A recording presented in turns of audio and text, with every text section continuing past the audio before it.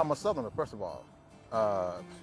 As you know, I'm a former president of NAACP in the city of Asheville, North Carolina. After I read some of the letters from my babies on how they were losing their First Amendment rights at the schoolhouse and how people were using implied immunity to stop them from wearing their little Dixie Outfitter t-shirts, a lot of them crying out to help from the Southern Legal Resource Center. And surprisingly for me, a great deal of those babies that were crying out for help were black babies. The whole institution of slavery has been blamed solely on Christian white folks in the South, and the whole world acted as though it didn't participate, and the whole world did participate. You know, black folks and white folks in the Southland of America, we've been family in lieu of slavery for a long time. For me, the victory didn't come with Marsh Lee over there at Appomattox Courthouse for those folks.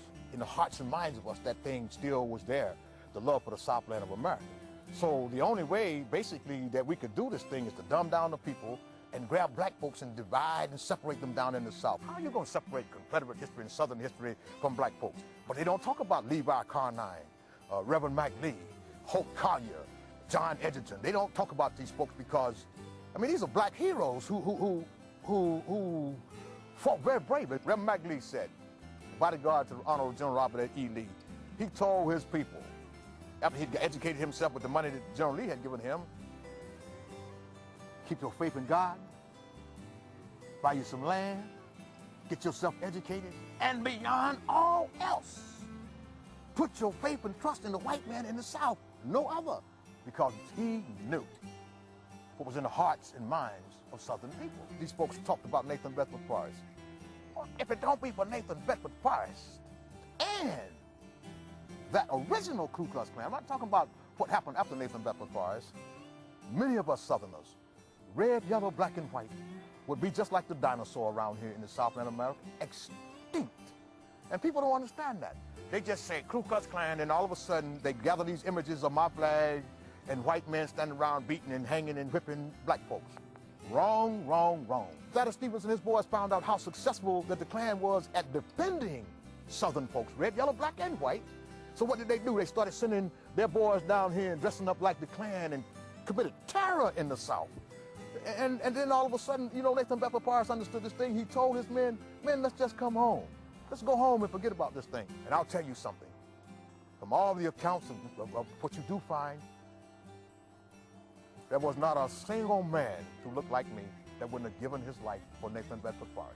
Trained cadre of black folks on plantations all across the Southland of America, made all the implements of war, stayed at home, provided all the foodstuffs. Many went off to fight in the war gloriously. In the 77 cities that I marched through when I walked through Texas, there was not one town that somebody did not come with a black Confederate hero. When my great-great-grandmama Hattie Edgerton stood on those shores in 1788 on her way to the Honorable T.R. Edgerton family in Rutherford County, North Carolina, I'm so glad she didn't get left behind. Those Africans didn't like us then. They don't like us now. The only people that ever showed any love for us, those same white folks in those cotton fields and cornfields that we live side by side and call ourselves family. And I'm not here defending institutional slavery, because slavery was bad when Jesus Christ walked the earth. It's part of man's inhumanity to man. There's a resolve in those children, much like their grandfathers that we see buried around here. They want to know. And now they have these things called computers. These babies start plugging in these things, and these teachers can't get away with that stuff they used to get away with about, you know, our ancestors were demonic. I am so very, very proud of my heritage and my ancestry. God, in his infinite wisdom, could have sent my grandmama someplace else as a slave, but he sent her to the greatest country. He sent her to the Southland of America.